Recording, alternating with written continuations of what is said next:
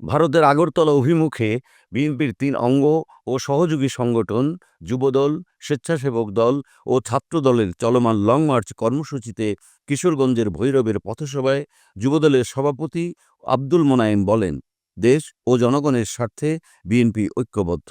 ঐক্যবদ্ধ থেকে দেশের স্বার্থ রক্ষা করা হবে। বিশেষ করে বাংলাদেশের স্বাধীনতা ও সার্বভৌমত্বের প্রশ্নে বিএনপি ও অঙ্গ সংগঠন আপোষহীন থেকে কাজ করে যাবে। ঐক্যবদ্ধ থেকে আমরা ভারতীয় আগ্রাসন রুখে দেব।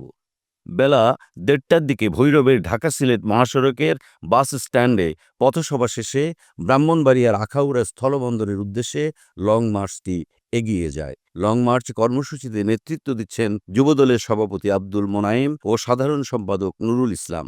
স্বেচ্ছাসেবক দলের সভাপতি এস.এম. জিলানী ও সাধারণ সম্পাদক রাজীব আহসান, ছাত্রদলের সভাপতি রকিবুল ইসলাম ও সাধারণ সম্পাদক নাসির উদ্দিন। এর আগে ভৈরবের পথসভায় দলীয় নেতারা সকাল ১০টা থেকে ছোট ছোট মিছিল নিয়ে সভাস্থলে যোগ দেন।